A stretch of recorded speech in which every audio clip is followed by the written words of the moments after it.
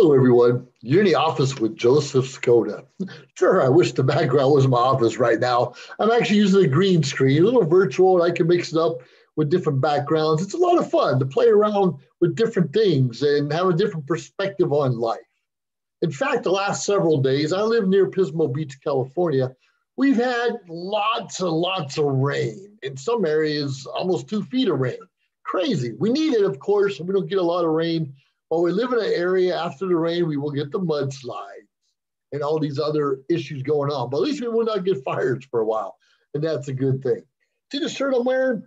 It says Toastmasters International. Today I visited a Toastmasters club in, I think it's Palmdale, California, called Shop Talk. Now it's virtual. None of us are meeting in person right now because of the pandemic and other issues going on in the world, but we all hope and pray one day, not just Toastmasters, but all of us can get together again, if not to give each other a high five or a handshake and hug, and we miss those things. Now today, we had a theme in that meeting is hats, and I start off with this hat. I start off with the Pirates hat.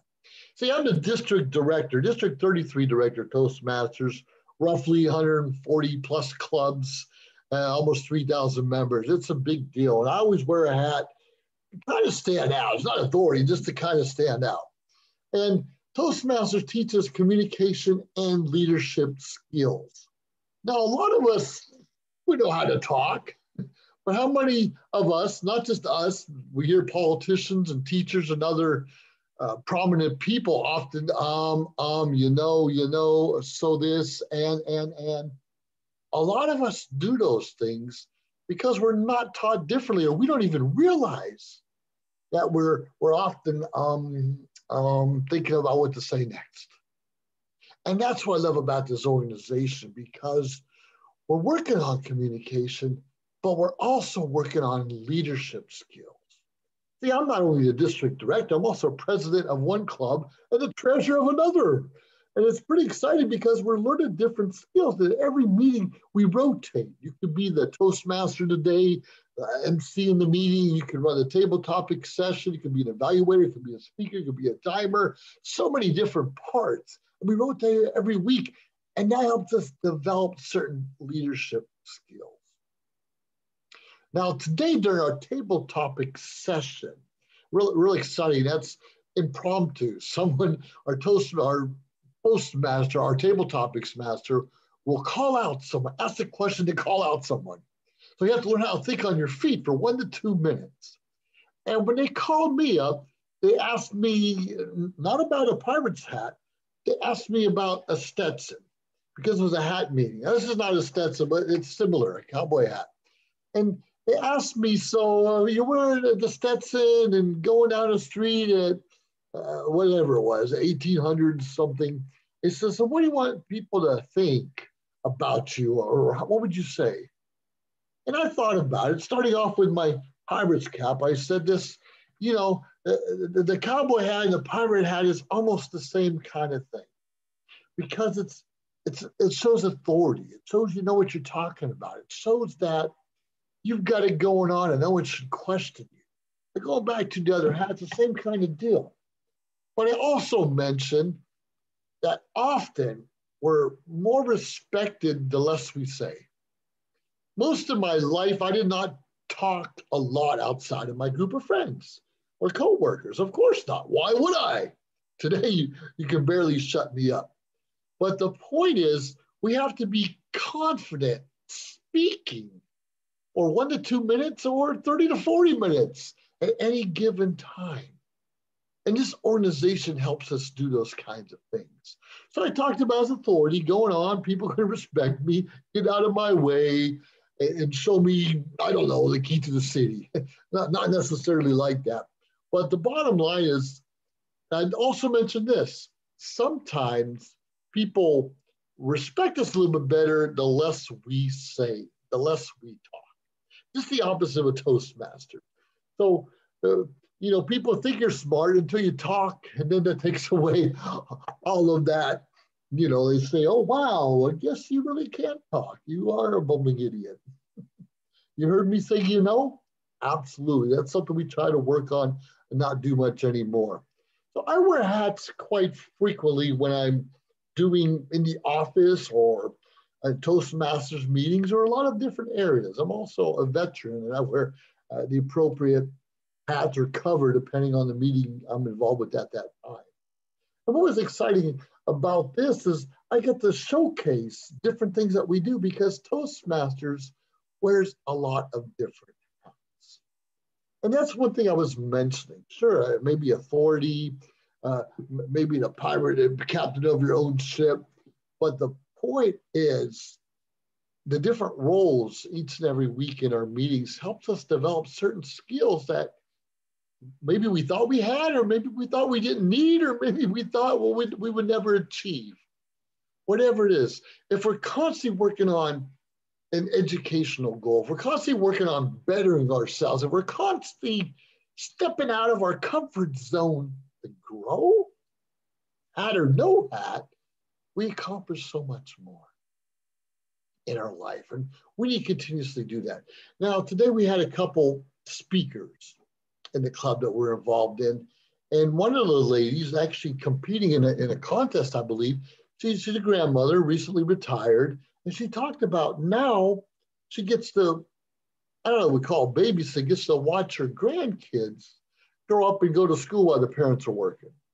So unfortunately, the school is like this. It's on the computer now, but she gets to be there all the time and have breakfast and lunch and all those meals with their kids and enjoy every moment.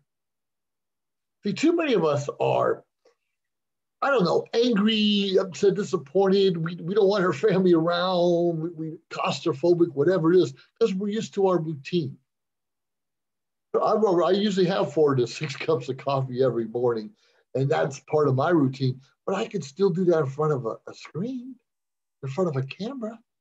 I can still do things in the background, and we need to learn to enjoy just a little bit more of our lives, whether we're going out in person or we're staying at home. So she mentioned the joy she has at watching her kids learn or grandchildren learn and become better people and better adults. And that's so important in life, the different challenges she did not expect as a grandparent. I'm a grandparent, and even though my grandchildren are not in school yet, hopefully they're in school for real when the time does happen, I do get to see them a lot more now than I ever did before in the past. Now that's really exciting. Now we had someone else give a speech. He talked about how his son is a splitting image of him.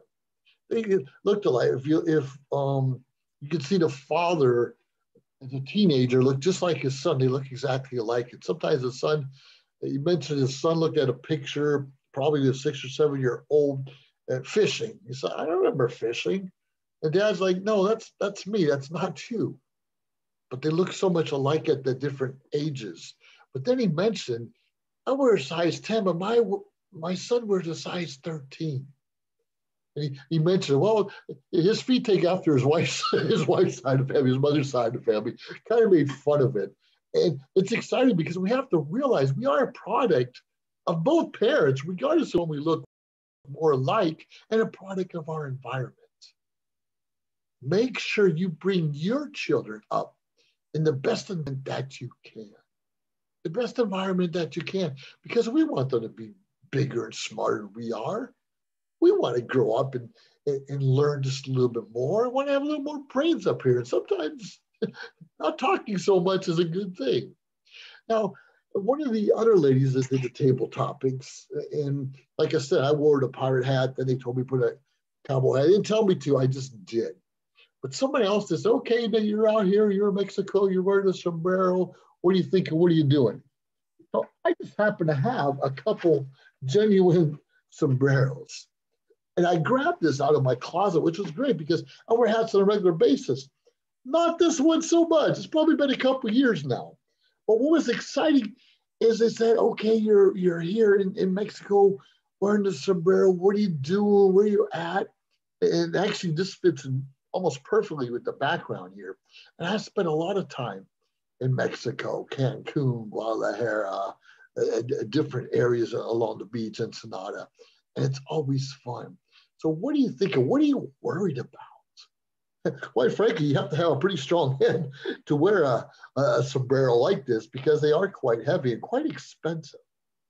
But what are you thinking about? It was more the siesta and relaxing time. Is kind of what they're known for. And I know it's, I don't know, oxymoron and a generalization where they just take a lot more breaks than the rest of us do. Some do, some don't. Some do in America also. But the whole idea is what's important to you.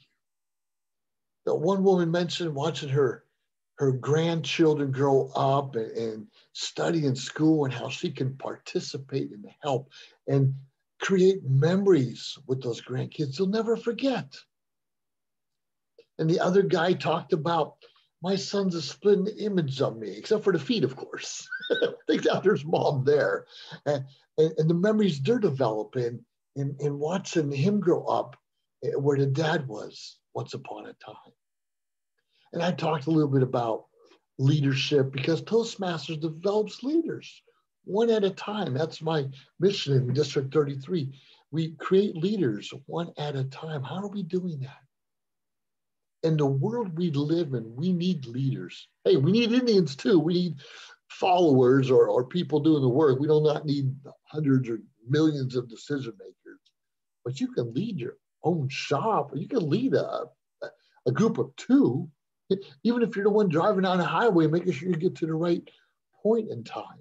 And when you're leading, you get out there, can you communicate what you want right away? Can you tell your customer or your client or your boss what you need to get the job done properly? Yeah, a lot of us really don't. We kind of mumble. We expect them to know, especially with their spouses.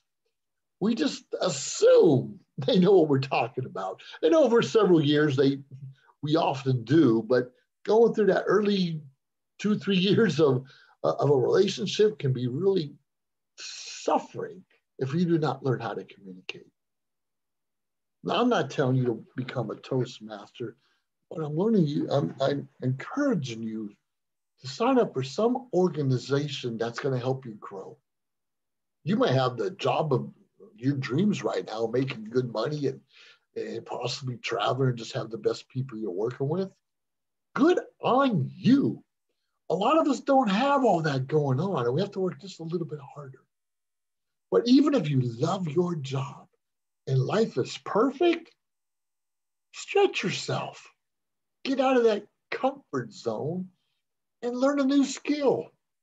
Learn something different. You can go, even if you have a PhD, which I do, it doesn't really matter. Go out of that career path or that educational level and learn something different. And that's one thing Toastmasters does well, part of our educational program. In fact, they say when you reach the highest level, which is the Distinguished Toastmaster, it's kind of equal to a master's degree in communication, or an MBA, which I have an MBA and I have a couple of DTMs, Distinguished Toastmasters credentials, and that's a big deal. Now, you know, my college degrees range from aeronautical engineering, space operations, MBA, psychology, a lot of different things I've done in my career. And later on, after I've retired from the Air Force, I became an entrepreneur and started my own nonprofit called GI Connections. Don't get me wrong, I'm also co-founder of social media shows and so many other things in my life. I became commanders of different veterans organizations. But I decided to step out of my comfort zone. I'm still fairly young. I'm not going to tell you my age, but I'm still fairly young. And we cannot be complacent and sit back on our laurels. We continuously have to grow, push ourselves, be the example for our friends and family. Now, what if you have the best job in the world right now? Let's just say you're making 6 figures, maybe multiple 6 figures. I don't know. What would happen if one day you couldn't do that job anymore? What would happen if one day if that company starts downsizing? What if you're a sports player, maybe making millions of dollars, and then you break an ankle? A shoulder goes out of place. You put on some extra weight. I don't know. Do you have a backup plan? Do you really? Sure, you have $1 million in the bank, fantastic. But taxes with the different leaders in leadership in our government, taxes can go up or down. Prices can go up or down. Are you really prepared? What if you have a friend, a family member who needs surgery or some kind of medical care, or a senior home, and you're the only one that can provide for it? Are you ready? Are you able to do that? So I don't really care what your degree is in, where your skill set is. Develop more skills. Get another degree. Stretch yourself. Join a Toastmasters club. At least grow those communication skills. We have so many people at home right now collecting unemployment and sitting, doing nothing, just waiting for the markets to open back up and they go back to work. Do you understand, going back to work, you may have less job opportunities than you think there are? And they're actually going to have to compete once again for jobs that maybe you've held for years. What are you doing to get the edge? What are you doing different to give yourself more worth, more self-worth than the guy or gal you may be competing with in the future? The one who is constantly going back to school, learning new skills, getting little certificates, joining organizations like this, networking, are going to be much further ahead than the one sitting at home just waiting for the welding job to open back up at the company you came from. Some companies, since we're raising the minimum wage, some companies are going to be forced maybe to hire you back at less pay, or you may not get promoted or get the extra pay raise that you're used to, because times are changing and we need to change with it, or we will fall further behind. I'm going to tell you, just figure out which hat you're going to wear today. Make it count. Make each and every day, every moment count. We're all learning and growing. And there's a time you have to take a respite, sit back, relax. Take that CSL on the beach, wear your sombrero, be in a hammock, whatever it is. And that's okay. And then it's time to get back up once again. Do something a little different, a little something different to get that giddy up back in your step. Give yourself that self-worth that you deserve. Anyways, you're in the office with Joseph Skoda. Reach out to me. Let me know what you think. But whatever it is, have fun, have a great day, and be productive. Bye now.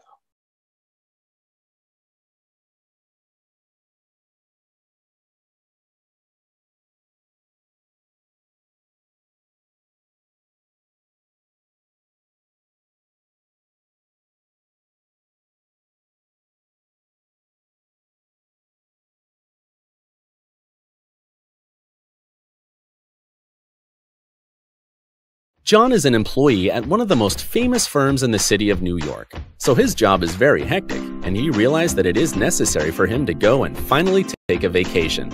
But he went on a vacation without planning out the details, and wasn't able to truly enjoy where he went because he had to think about so many things that he didn't plan for. Instead of enjoying his time away from work, he came back with more stress that he was not able to take full advantage of his vacation. But this year, a coworker suggested him to try World Ventures this time to make his vacationing more enjoyable and less stressful. They do not require you to plan anything outside of your transportation, which is also available at discounted rates. Your stay, your transport, and many meals are planned by the club. John liked the idea very much. He tries World Ventures, and his experience with the club was amazing, as he made many friends there with whom he had a great time.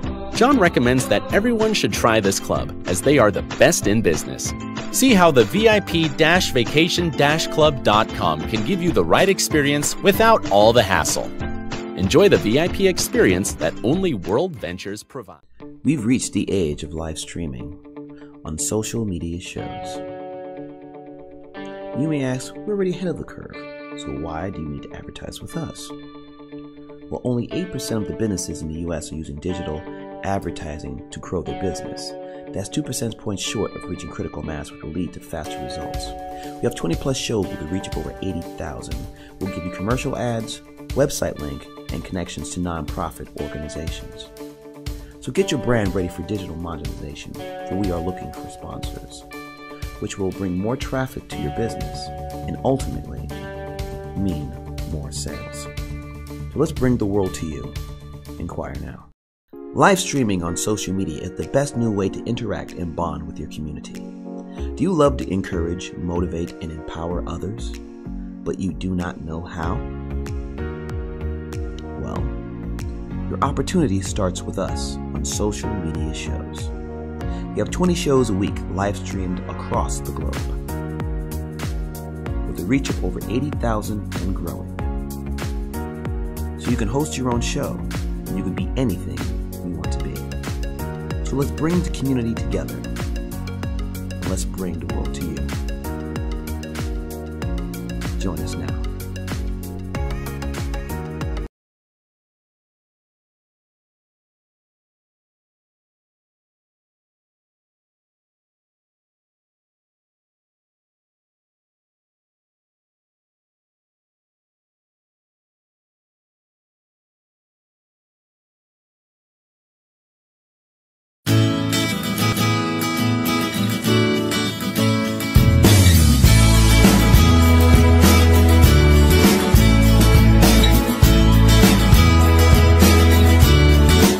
Hello everyone, my name is Joseph Skoda, and I'm a retired Air Force officer.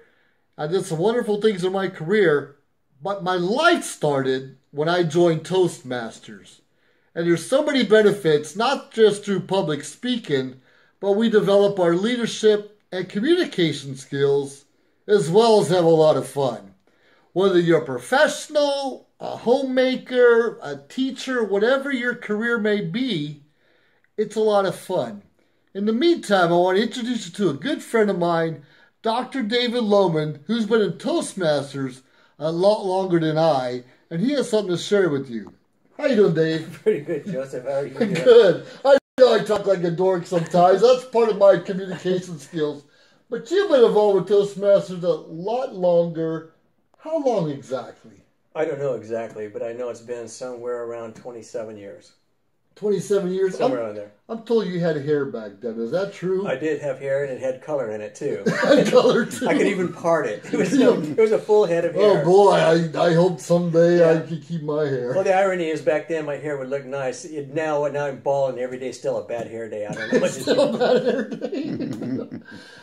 Now, you've been a Toastmaster a long time, like you said. Has it helped your career out anyway? You know, it has helped my career because it helps me to articulate and communicate better with everybody that I come in contact with. Whether I'm a chiropractor, so the way I communicate with my patients, the way I communicate with employees, the way I communicate with the vendors. Anybody that I had to communicate with, it helps.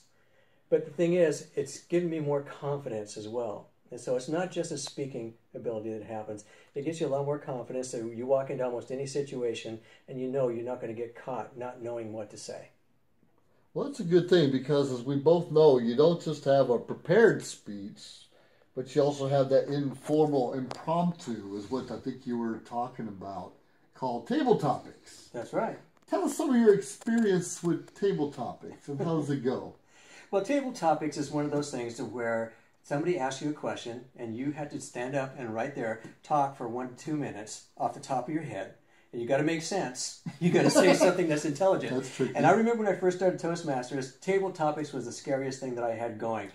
They would give me a question. Well, before they ask a question, I mastered the art of being small, so they wouldn't see me and wouldn't call on me, right? Sure. But I learned really quickly on that is the smaller you try to get, the sooner they're going to call on you. So they called on me a lot. And I remember standing up in the beginning. We had white tablecloths at the place where we were having our meetings, and I could see the redness of my face reflecting off that white tablecloth, and perspiration just dripping every place. But after a while, I think that table topics has changed more lives of Toastmasters than anything else in our entire program. And after a while, you do get to where you can think on your feet, and you can speak extemporaneously, and you can make sense, and you get pretty good at it after a while. And I think that it did change my life a lot, and I think that I owe it mostly to table topics. You know, that's funny because first time I did table topics. Even though it's a 1 to 2 minute impromptu, I think I did 33 seconds. Yeah? That's as long as I could stay and not get all nervous and stressed out by talking. And it might only been 15 people in the audience, but those 30 seconds seemed like a lifetime. How long did it take before you got comfortable doing it? You know, honestly, it took me a couple months. It took me a couple months to get confidence, and I think what I enjoyed most was the mentorship. Mm-hmm. You got people that have been there a long time, earned different achievements, different educational levels. But what I find out, the more experience someone has, the more they want to share and give. Don't get me wrong, they're going to laugh at you, but they're going to help build you up along the way. And I think that's what I like about the clubs. And they're all different. Every club has a different character, a different theme. But you learn how to develop and how to grow. And it's a loving, comforting, encouraging environment. Now, you've been involved a long time. It helped you in your business.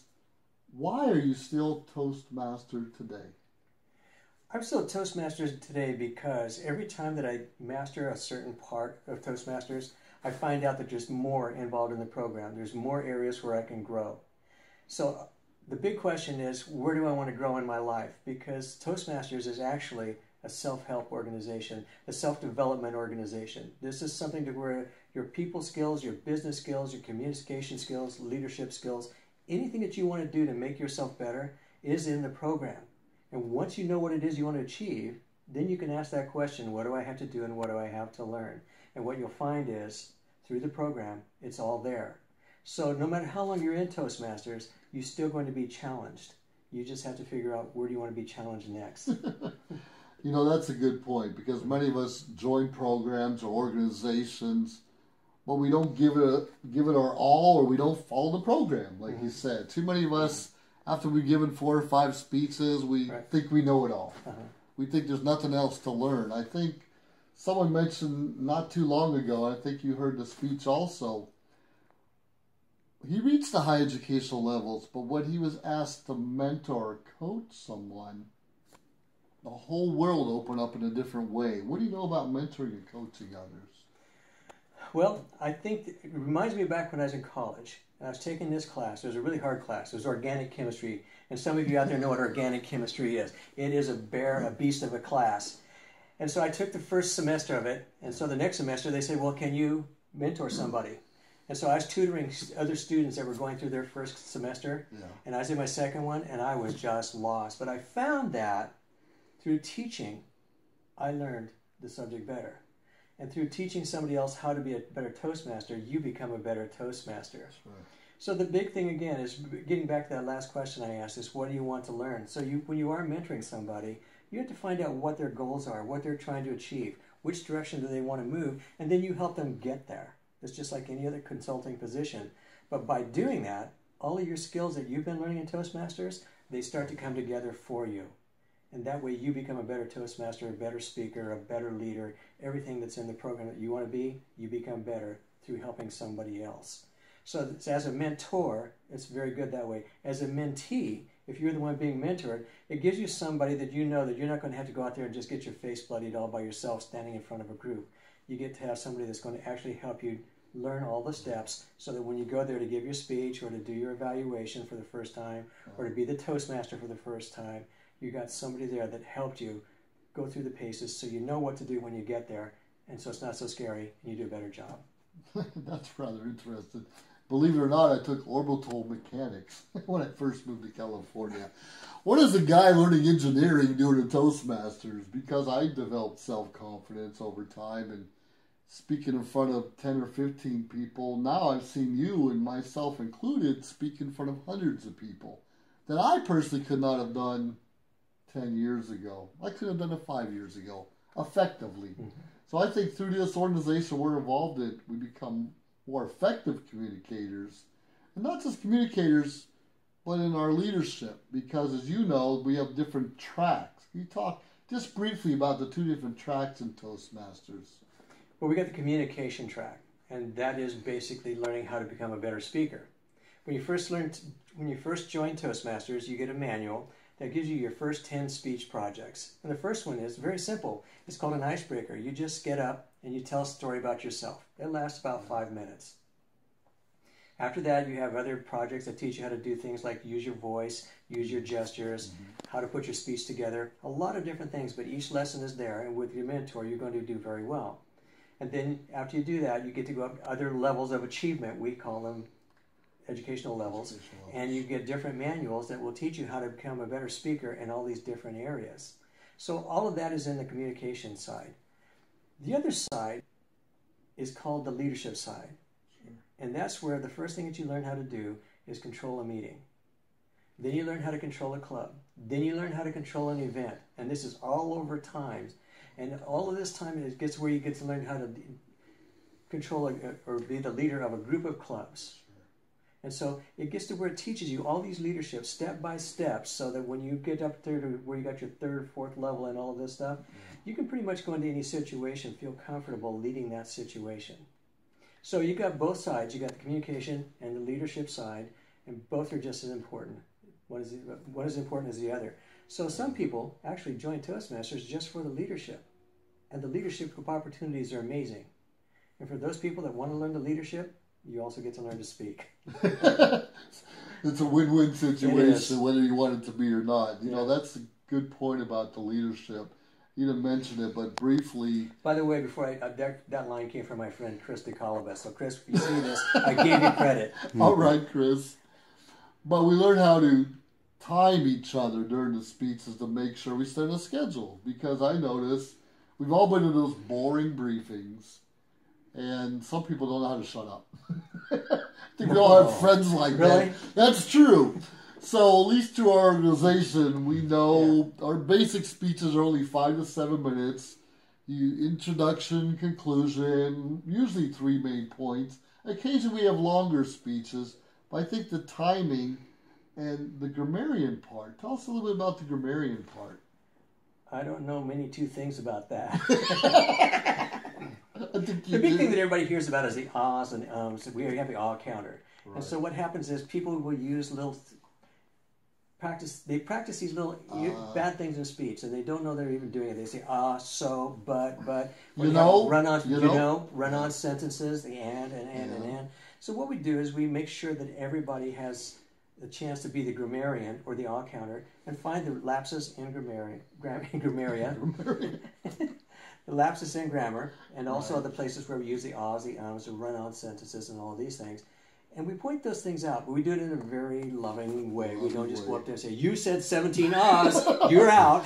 We don't do that. I've heard that before. But we do that, and you'd be surprised at just how quickly those ahs and so's and buts and you knows start to go away. You knows can go away. Now, one more thing before I let you go. We talked about the grammarian and the timing portion of leadership. Another very important part is an evaluation of someone's speech. How important is that to you if someone gives you a proper evaluation? Oh, that's a really good question. I think it's probably one of the most important things that we can do is become a good evaluator. And what happens is when somebody gives a speech, somebody else takes turns being the evaluator. The evaluator is somebody who takes a look at the manual from the speech to see what speech qualification you're trying to fill. Sure. And they make sure that you fulfill all your qualifications. The next thing they do is they critically think about what you said, how you put it all together. Now what this does is it gives them a chance to get up after you've given your speech, to get up and tell you what you did really well, maybe give you something that you can work on, and then hopefully finish off with another positive thing, like the sandwich thing, right? Hopefully. But the idea is, being an evaluator gives you a chance to learn how to listen better, because you can't be a good speaker until you're a good listener. And when you're a listener, it's not just waiting for your turn to jump in. The listener is making sure that you understand what the person's message is supposed to be, and how effectively did they put that message across. And once you learn to do that, and you start making suggestions on how they can improve, these are all things where you're pointing your finger at them, you got fingers pointing back at you. You say, you know what, I can do this better too. So becoming an evaluator, a good evaluator, is what's going to make you become a much better speaker. So every time you get a chance to be an evaluator, take that seriously, because that's how you improve as a speaker. Well, Dave, that about sums it up. Obviously, we recommend all of you to visit a Toastmasters club in your area. Not only do you get self-confidence from learning how to speak in public, but you develop a very important leadership skills. So I want to thank you, David. Thank you for having me. David Lohmann, this has been Joseph Skoda. You all have a wonderful day. See you at the next club meeting. Bye.